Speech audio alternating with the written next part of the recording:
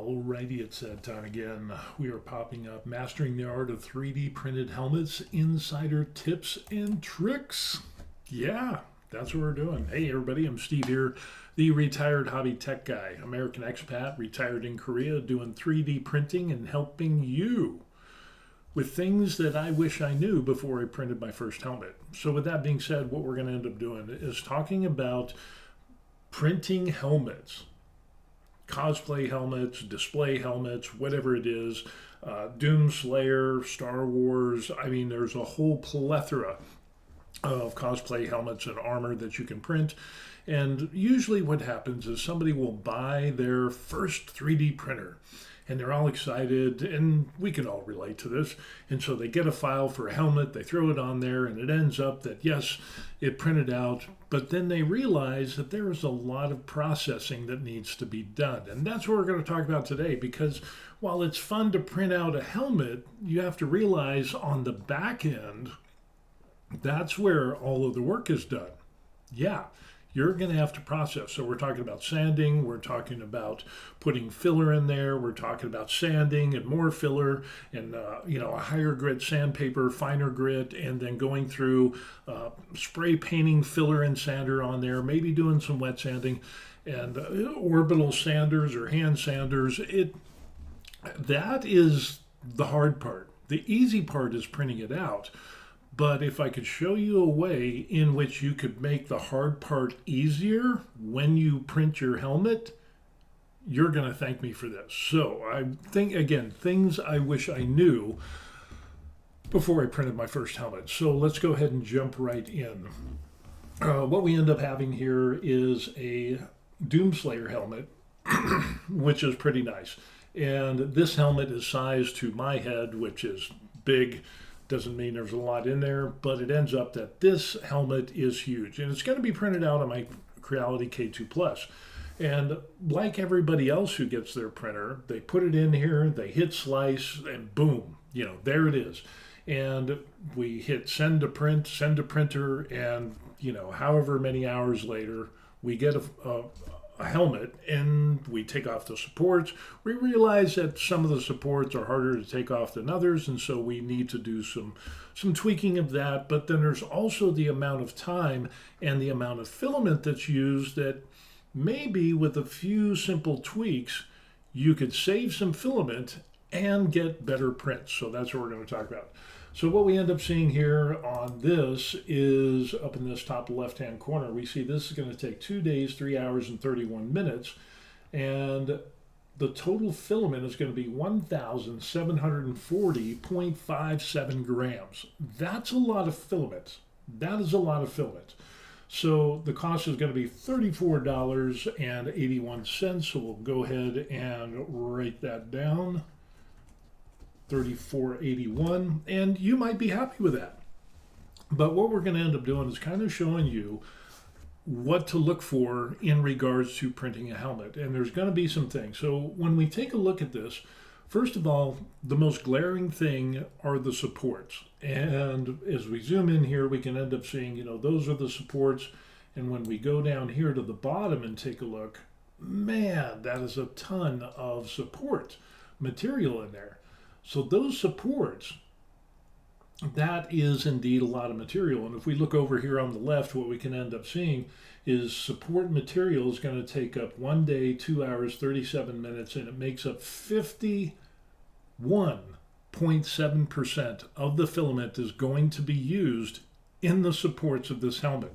Now, I don't know about you, but there's probably some settings that I wish I knew beforehand to minimize all of this and still get a good print. Matter of fact, even get a better print. And that's what we're going to do. So remember that.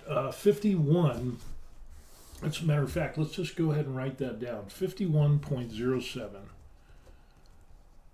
or 0.7% is going to be the support material. So now let's go back over here on the right side, and we're going to show some interesting things. So some of the defaults that we're going to be using is layer height of 0.2. Pretty much everything there is good. The Arachne setting, for that, we go down here to the strength. we're going to use 3 wall loops. And now the reason we're going to use 3 wall loops is if you use 2, you can do that, but sometimes you will get the impression of the support material underneath that will show through. So with 3 support wall loops, that will help alleviate that of getting that image of the supports that are underneath those walls, and it gives better strength to the helmet overall. And again, it's a cosplay helmet. You're not going to be throwing it around or anything.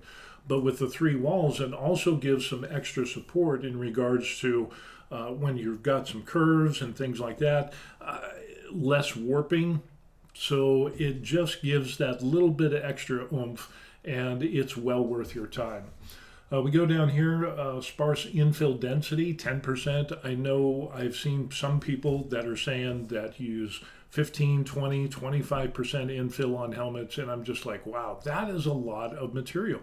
Now, granted, you're not going to have a lot of fill material to begin with, but really for a cosplay helmet, knocked it down to 10%. You could probably go to even 7%, depending on the infill that you use. Now, currently I just use gyroid, but another option would be to use, say, like adaptive cubic. Another good one is that I've been looking at is cubic. Triangles is another one there.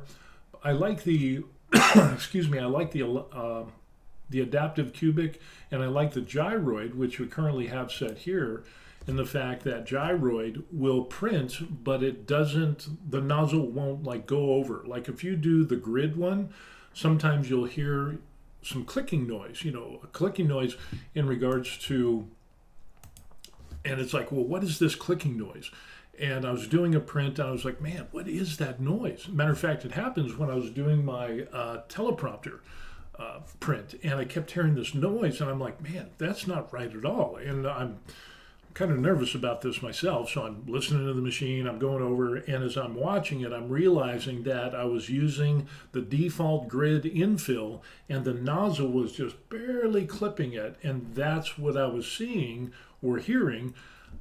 And so, yeah, I don't want to use an infill pattern that ends up crossing over lines, because you might get that. Now, that's a little bit, I don't know, maybe there's a little tweak that you can do with that. You can adjust the height so that you don't have that problem. But really, don't even have to mess with that if you just go with gyroid or some other infill pattern that does not cross lines like it does with grid. Okay, let's get back to the picture here. So just kind of explain some of that stuff there. Everything else is pretty much the same here. And then we'll go down to the gap infill. The only thing that I ended up changing here was the overhang speed of 60 millimeters per second on the 10% and 25%. Usually that is set to 0. I've got some good response with that. And that was a recommendation by someone else who prints a lot of life-size figures, armor, helmets, and so on and so forth. But here's where we're going to make our money. Or I should say, here's where we're going to save our money. It is in the support tab. What we end up doing is we have to enable supports. Obviously, for this type of helmet and the overhangs that we have, that is something that we need to do. I use the tree auto supports. I leave it at default. And the threshold angle, I set it at 30. Now, this is on the build plate only, and remove small overhangs. Those are the default settings. And again, remember, we ended up with 1,740 grams of material. Let's go down. We continue. Top Z distance, I set that to 0.24 because it allows for the support, but easy removal. And I also have a video that I'll post in the description box that will show you how to determine what is the best top Z distance by doing a simple test with some small models. And it really pays off, and my hat's off to Uncle Jesse for the models that he used. And yeah, I just copied what he did, and it works. Imagine that. We continue going down here, and then we have the support object XY distance. I like setting that just at 0.4 just to give a little bit of separation, because in the past, at least with Creality Print, I had some issues with those supports touching the model. And of course, if it touches the model, you're going to get some marring and pock marks. And so I just kind of, it's probably fixed by now, but I just kind of leave it at 0.4. So that's pretty much what we end up seeing there. But again, this is 1,740 grams of material. So what we're going to do is we're going to do a simple hack, some tweaks on this. And if we look at the bottom of that, look at how much material there is on that support material. That is a lot. And if we use the slider, what we can end up seeing, man, my system is really slow. That is a ton of support material, as we can see there. That is a lot of material that you probably don't need. And there's people like Frankly Built, Galactic Armory that print their helmets and they don't use the support materials on the inside of that. So what we're going to end up doing is going down here to the right and we see support critical regions only. And we're going to go ahead and we're going to click that. And everything else we're just going to leave, and then we're going to slice this plate up. And this is going to take a minute because I'm running the streaming software and this, and so it tends to go a little bit slower. But this will give me some time to show you the helmet that I printed as an excited newbie, and there's definitely some post-processing work that needs to be done. And the less work that I have to do, the happier I am, and I'm pretty sure that you'll be happy with that as well. So with that being said, what we're going to end up doing is taking a look at this. And this is the Doom Slayer helmet, which came out great. This was an awesome helmet. I'm going to print the entire armor. That's the plan. And the quality of this is just great. I mean, printed on the K2 Plus, this ended up really nice. And so we can see the details there. Looking at doing some diffusing and then putting in some LEDs. But when we get to the top here, look how ugly that is.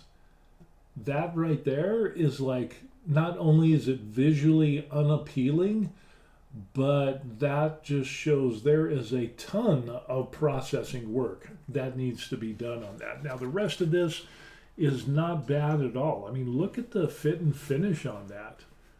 You know, we're going to have to do some stuff on the underside. You know, I've already started putting some wood filler in there to fill in some of those areas. And yeah, it's going to be, because some of those underside areas are really rough. But again, learn, and you can save yourself a lot of headache and sanding with the changes that we're going to make. So anyway, that's what we end up having there.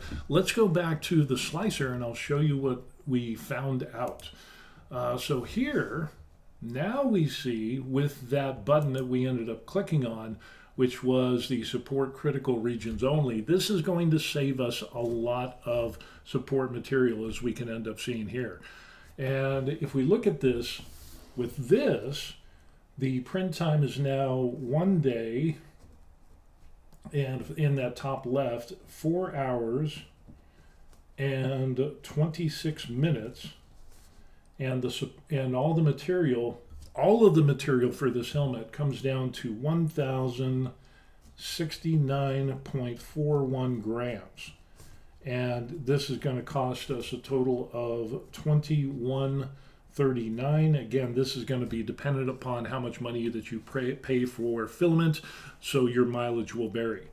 But as we go down here on this, we see the support material is now 4 hours and 9 minutes, and the support material only makes up a whopping 14.6% compared to the 51.7% of support material. Again, with the first helmet, what we ended up having was it's pretty amazing. I mean, if we take a look at this, it would take 2 days, 3 hours and 31 minutes, 1740 grams, $34.81, and 51% of the material is going to be the support material. But with the simple change that we made with support the critical regions only, we brought the print time down to 1 day, 4 hours and 26 minutes. So we basically knocked off a day 24 hours we knocked off of this. And then we also knocked off essentially about 690, 700 grams of filament. And as far as price, you're talking 34.81 versus 21.39. That's a huge savings. Now with that, we still have the issue of that ugly top area that we had on the helmet. And that's the next thing that we're going to take a look at. So we saved a bunch of filament and we saved some money by doing the critical regions only. And if we take a look, we can see that, yeah, there's going to be some things here. And it's going to get a little fugly underneath on that inside of the helmet, as other people have shown as well. But really, it's underneath. The only one who's going to see it is you and me. We can both see that. But really, does it really make a difference on the inside of the helmet? As you can see there, I mean, we can see that that's got a little bit, that's some rough areas in there. But do you really need that to be a pristine condition? Because all you're going to end up doing with this helmet is you're going to throw in some padding into this, and you're not even going to see the underside, and neither is anybody else. So why would you waste almost 700 grams of filament by supporting that area that doesn't need supports? And again, people like Frankly Built, Uncle Jesse, Galactic Armory, and a number of other people who have printed helmets don't do supports on those areas, and you can save money, you can save time. But this next step, what we're going to end up doing is we're going to save on our post-processing. Again, remember the top of that helmet, it was pretty fugly. So what we're going to end up doing is we're going to take a look at that on how we can take that saved filament, and we're going to add a little bit of time, but we're going to make up for it on the back end when we do our processing. So let's go back to our model and we'll take a look, and I'll show you what we end up having. Again, what we can see is that actually, if we go back to the Prepare tab, and we notice that on that there, I mean, that looks pretty darn good, but there's a reason that looks good. And let's go ahead and, matter of fact, let's just go to a new project. And to bring all of this in, recent project, assembled. Do we want to save? No, we don't want to save. Tree auto, new value. Let's go ahead. We'll just discard that, and we'll bring in this helmet again. And once we go into here, we'll click that. We have some of the settings. So we'll make that 30.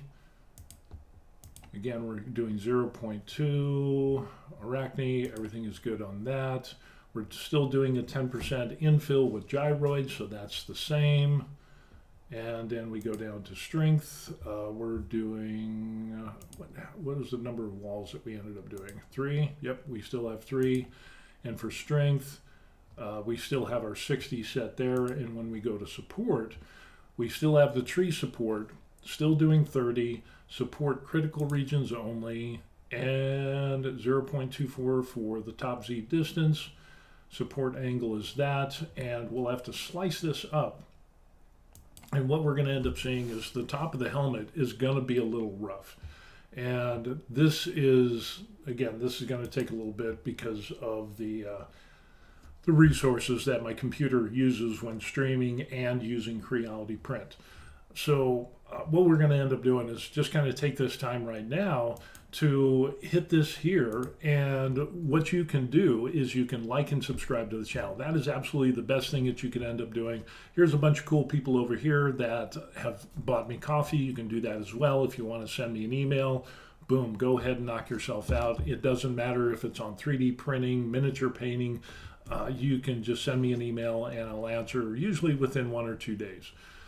So anyway, what we're going to do is we're going to go back, and as the Creality Print is processing and slicing up this model, again, what we're looking at are some tweaks and settings that as a newbie, you can save a bunch of money, you can save a bunch of filament, and you can save yourself a bunch of time in the post-processing. So with that being said, let's go back and we'll take a look at this. Now this is what happens when you use just the base settings, and look at how ugly the top of that helmet is. That is showing you're going to have to do a lot of sanding, you're going to have to do a lot of filling, you're going to do more sanding, and again, you're going to add hours and hours onto your model that is just going to be rough. And what we can end up doing, like what we ended up seeing with the supports, again, we've got support the critical regions only, so we've got 988 grams. This will take 1 day, 1 hour and 21 minutes. So, about a little bit less than what we had before. But now we want to address this ugliness that is here. And so we're going to go back to the Prepare tab. And as we go up here on this here where it says Variable Layer Height, now I've been looking into this more and more, and this is going to be another moneymaker because you're going to save time on the back end of processing your print. So we're going to go ahead and we're going to take a look at this. We'll zoom out a little bit. And we have this slider here. And if you notice, there's a little yellow ring that we have there. Well, that's the layer that it's currently at, and everything is set to 0.2 for layer height. So when we start getting into the top areas here, it's still 0.2, but because of the model and how it kind of peaks and flattens out, that you're going to have a lot of distance between those layers, and that's where you're going to have to do a lot of sanding, that's where you're going to have to do a lot of filling, and there's a way that we can change this. So let's just kind of back out just a little bit there. And we see it on the front of the helmet here, definitely in this area where you have the vents and of course the top. That is probably the worst part of the helmet. The rest of it's really good. So what we can end up doing is we can now go down here, and about right there is what we're going to look at, and then we're going to left click, and we can see that as we drag, we can drag this up and we can improve the distance, and so we get closer lines. So we can see that, through this squiggly line, if we do this again, we can kind of bring this up even more to where, yes, it's going to take more time, but the thing is, we're going to save on the back end during the processing. So in other words, these things are not going to be as bad. And so if we continue doing this, and we can do that again and again, and this is really where we're going to be saving some money here.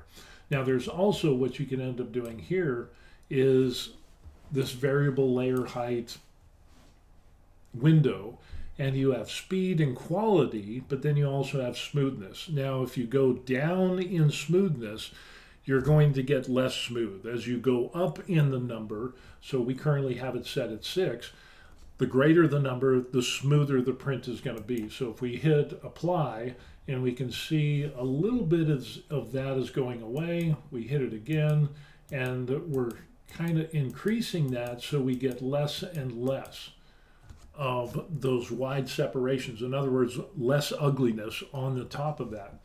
Now we've got the quality and speed, and if we let's just kind of dump this, and then we take the entire helmet. Notice that the entire thing is now green, but if we do that, it'll be really fine, because basically what we're looking at is like what? 0.08. That is going to take a hell of a long time to print. So we don't want to do that. We just want to concentrate on this top part here. So with this, in all honesty, with doing some test prints and stuff like this, I really don't use that top slider for quality versus speed. I just kind of leave that as the default. But as far as the smoothness, what we end up doing, again, we can hit the reset, and that'll reset everything that we do.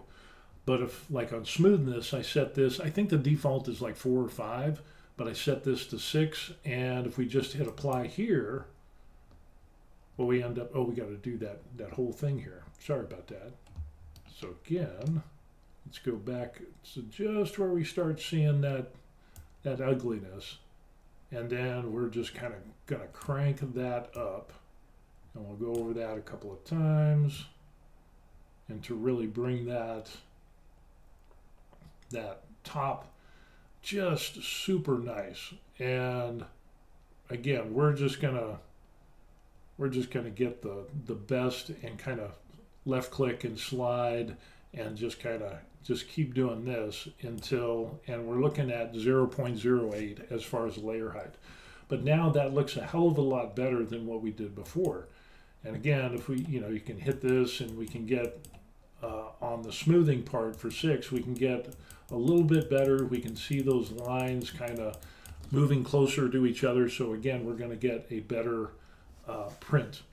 So now that we've done that, we're going to go down and we're going to hit slice plate. And this is going to take a minute. But when we see the preview, what we'll end up seeing is a pretty impressive difference.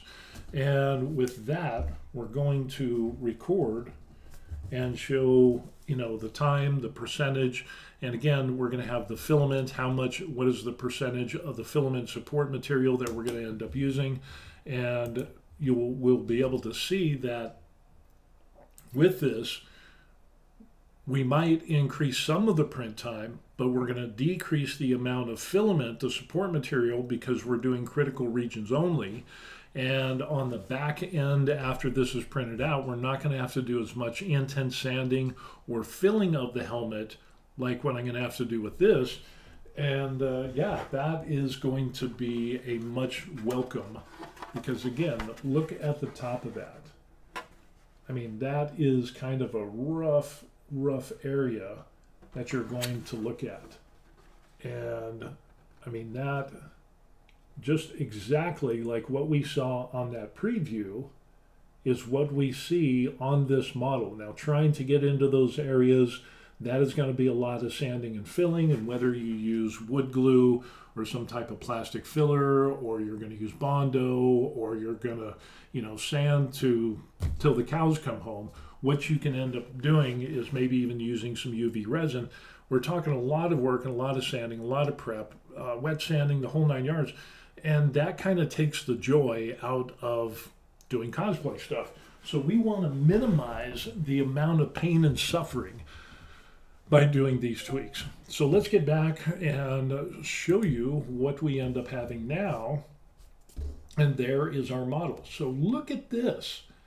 That is way better than what we had before. Those lines are definitely a lot closer together. There's going to be less processing time on this, but now let's record and see how long this is going to take. In the top left, we see the printing time is still going to be 1 day.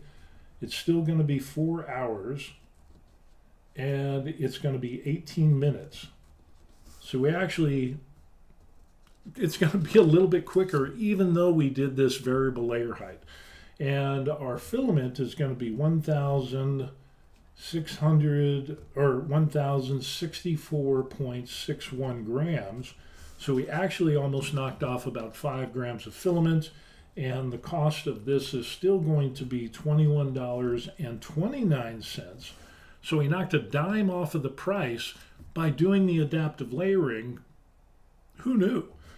And then when we go down here to the support material, what we end up seeing is still going to be 4 hours and 1 minute for the support material. But again, we're only doing the critical regions, and that ends up being 14.2%. So we actually saved 0.4% in regards to the support material, and we have a much better print on this helmet, which is pretty amazing.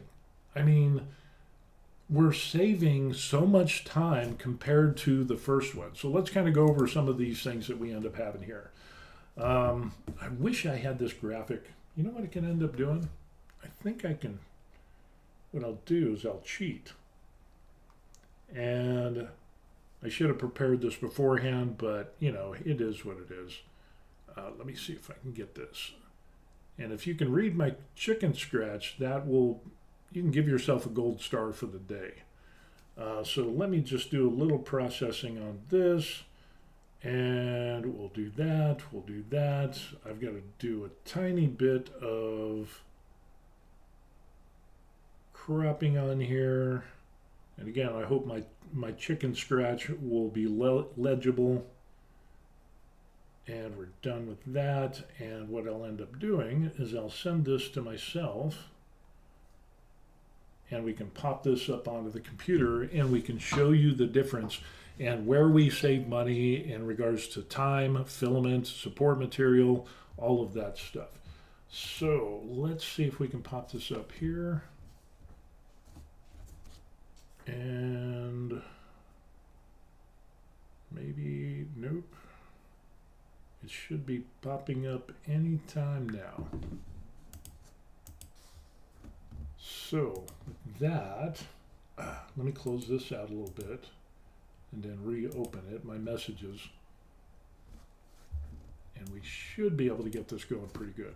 So basically what we end up doing is we're going to master the art of printing 3D helmets as a newbie. The things that I wish I knew before when we're talking about is support the critical regions only. That will remove a lot of support material from the underside of the helmet. And yeah, it'll get a little bit rough. But in all honesty, this is, who's going to see the underside of the helmet as we see there? Yeah, it's a little fugly, but in all honesty, you're going to put some padding in here and nobody's going to know the difference. But the rest of the helmet is going to be a lot better. So, and now I'm waiting for this. There it is. Dun, dun, dun. And we can go over the summary and those different items. So let's open up our photos, and there it is. So boom. Yeah, that's way too big. The joys of live streaming. You gotta love it. Let me take a swig of my latte here. That'll give you time to like and subscribe to the channel. I would really appreciate that. But with that, let's take a look and see what we have. So with the first helmet, as we can see, that was going to take, in the default settings that we ended up using, the settings that I used for my helmet was 2 days, 3 hours, and 31 minutes. It was going to take a grand total of 1,740 grams, 0.57 or grams of material, which ended up being $34.81. And the support material made up 51.7%. That's a lot of support material, which equates to money. On the second one, what we ended up doing is still 1 day. We knocked a day off of the printing. We knocked 24 hours off of the printing by just switching to the critical regions only. So for 1 day, 4 hours and 26 minutes, we went from 1,740 to 1,069.41 grams. We also reduced the cost because we had less filament, which was $21.39, and the support material only made up 14.6% by clicking that critical regions only. Huge difference between 51 and 14. That is going to be a huge savings, as we can end up seeing. And then what we ended up doing is, to help us with the post-processing and not have to do as much sanding, we did the variable layer height. And now we brought this down to 1 day, 4 hours, and 18 minutes. So we knocked a few minutes off. We actually knocked off a little bit of filament. So now it's 1,064.61 grams, a total of $21.29. So we saved a dime there. And our support material was brought down from 14.6% to 14.2%. And we're going to get some awesome top layers with that variable layer height. Boom. It's a done deal. That is going to be less post-processing time for you and for me. And yeah, that is definitely a money saver. Your prints are going to look better. And boom. Things that I wish I knew before I started printing helmets. And whether they're big helmets, small helmets, or even regular models, don't think that this just applies to helmets. If you do smaller models and you can notice that there are layer lines on the models that you print, you can use that variable layer height to remove those or minimize those huge gaps like we saw on the helmet there. And whether, like, say it's maybe it's toothless from How to Train Your Dragon, and you print a little dude out like that, you'll notice those layer lines on there. Well, you can use this variable layer height to reduce and minimize that fugliness, and you can get some really nice prints. And as you can see, it's not going to increase the print time, so it's a win-win. And you save filament, little tweaks that you can be the master of your 3D printer and get some awesome prints. So that's what we have going on. I thought that would be an interesting little thing that we end up showing was, the differences between the different settings and the amount of supports that we can end up using. Again, we're going to have a cost savings on this. Run through this with your slicer. I have a Creality K2 Plus, so I'm using Creality Print, but pretty much these settings are the same with all the other slicers that are out there. Okay, so yeah, look at critical regions, look at your infill. I could probably save a little bit more on. Matter of fact, let's take a look and see what. Let's go back up here. No, we want to go up to here. And let's say our sparse infill density, which is set at 10%, let's knock this down to 5%. We'll still keep it a gyroid. We'll slam that in there and we'll see what happens. So as that is processing, it's going to take a little bit. But what you can end up doing, if you have any awesome settings that you have found in 3D printing that helps with the quality of the print, decreasing the print time itself, or anything else of optimizing the print or the supports to get better results, put those in the comment section down below, because I don't know everything, and let's share in this community and help each other out. Okay, so now that that is done processing, we can take a look at this, and boom. So we end up, this is the other one, and this is 1 day, 3 hours, and 18 minutes. So we knocked basically an hour off of this. This is 1,022.69, and the cost of this is $20.45 by reducing that infill 5%. And the support material is still going to be, this comes out to 14.7%. So we had a little bit of an increase there. But again, with these changes, and it's a cosplay helmet, so it doesn't need to be like NFL certified to, endure a lot of wear and tear and knocking around. Basically, you're going to be wearing the helmet, walking around, a convention or cosplay or whatever it is you end up doing. That 5% infill is probably going to be okay. So matter of fact, if we take a look at this and we can see some of the infill here, really when you start to get in between these walls, and what we end up seeing is that there's not a lot of support material to be had, and you don't really need that much. And especially when we have the 3 walls on there, that is going to be sufficient enough for the strength of the helmet on the inside and the outside with those 3 walls.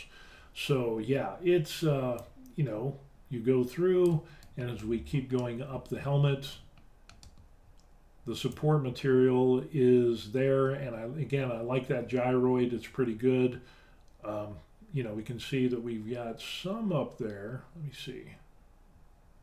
This is just really cranking out. Yeah, that's where it was. So let's just kind of take that down.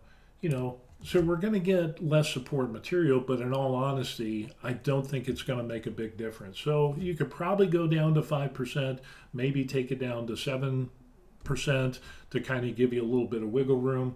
But this is definitely a way that you can save some filament. But the outside, again, you're going to have 3 walls on the inside, 3 walls on the outside. That, I think, is going to be enough strength for that helmet that you're not going to have any problems. And with that variable layer height, yeah. So what we ended up doing is we started out with basically As we pull out the paper here, we started out with print time of 2 days, 3 hours, and 31 minutes. We had 1,740.57 grams of filament. Cost was $34.81, and 51.7% of that material was going to be our supports. On this last iteration that we did, now it's only going to be 1 day, 3 hours, and 18 minutes. So we knocked a day off. We're saving about 700 grams, about 700 grams of filament. We went from $34.81 to $20.45. So basically, what, 14 bucks there? That's a good savings. And then the support material is 14.7%. So really, and we have cleaner prints, less post-processing. So it's a win, win, win, win, win, win. That's what it comes down to. So with that, play around with your slicer. Whatever you're printing, especially with helmets or other models, the variable height, layer height is a great tool to use to smooth out the prints. When you do the critical, support critical regions only in your support tab, again, you're going to save a lot of filament there. And here's the thing, if you're thinking about getting into doing side gigs, or say you want to sell helmets and you're a print service, somebody buys the file, they give it to you, you print it out, and boom, you don't have to worry about copyright issues. All of that is on them. What is the difference between the $34 and the $20? That's $14 profit that you can put into your pocket. Now this is just the cost. We're not talking about the markup that you're going to put on this helmet. So again, let's say you do a helmet and you're going to pop it out for $50, $75, $100. It depends on how much, if you process it at all, or you're going to have that labor cost as well. But let's say $75. Add another $14 on top of there just by doing these tweaks. Will put more money into your pocket, and that's a good thing as well. That's another benefit. So whether you're doing and making helmets for yourself, or for friends, or you're doing it as a side gig, you can save money, which means that you're going to make more money. You're going to get better quality prints, which is going to be less processing for you or the person that you sell it to, which is, in all honesty, if I gave this helmet to somebody and said, hey, here's your helmet, and then they look and they see all of that ugly stuff there, they're going to be like, hey, that's a little rough. It's no skin off my nose to do the variable layer height to give a better quality print. So when I hand this over to them as an unfinished, an unprocessed helmet, they can look at that and they can be like, wow, that, because basically you're going to run into, like what we end up having here is what it's going to look like on the top there. It's going to be minimal processing time, post-processing. So yeah, it's just a smart way of doing business. It's a smart way of printing helmets, files, whatever it ends up having. And again, if you're doing side gigs and being able to print out even smaller models, the variable layer height isn't going to cost you any money. You're going to get better looking prints, and people like good looking stuff. So that's going to hopefully make them a repeat customer. So anyway, yeah, that's what I wanted to do on this video, is kind of highlight some of this information and showing some of the differences that we have with all of this and mastering the art of 3D printed helmets, these little insider tips and tricks. These things can help you and your models produce better products, whether it's just for you, for cosplay, or you're doing it as a side gig. And again, the post-processing that you do will be minimized, which will be a godsend. I'm telling you, I'm already dreading doing the top of that helmet, because there's going to be so many hours that are going to go into that I wouldn't need to do if I use that variable layer height. So again, things that you can learn from 3D printing that will make your life a hell of a lot easier. So with that being said, if you have any favorite settings for your prints, your models, your helmets, your cosplay armor or weapons or whatever it is that you are printing on your 3D printer, and you found, hey, this is what helps me, put them in the comment section down below, because I would like to get smarter with this stuff as well. So that's how we learn. That's how we grow, is by sharing ideas. And, you know, this community that we're in, that's what I love about it. You know, nobody has all the answers, but collectively we can come together and get better prints, have more fun, and hell, that's what it's all about. You know, being retired, I wish I did this stuff so much earlier on, but I'm making up for it by doing it now, and I'm going hard, fast, and yeah, like nobody's business. So with that, we're going to close this out. And again, thank you for watching, everybody. Again, there's the email address. If you want to email me, I answer my emails. You could buy me a coffee. That's what all these cool people did here and down below. Absolutely not necessary. The best thing that you could do for me is to like the video, and I would appreciate that. Again, the YouTube algorithm and all of that, we're trying to grow this channel, and it's a hobby that I do, and I like sharing this information and seeing that light bulb go off when people get the information. So with that being said, thank you for watching. I appreciate it, and we'll see you on the next video. Peace. Good stuff. That was good. I like that.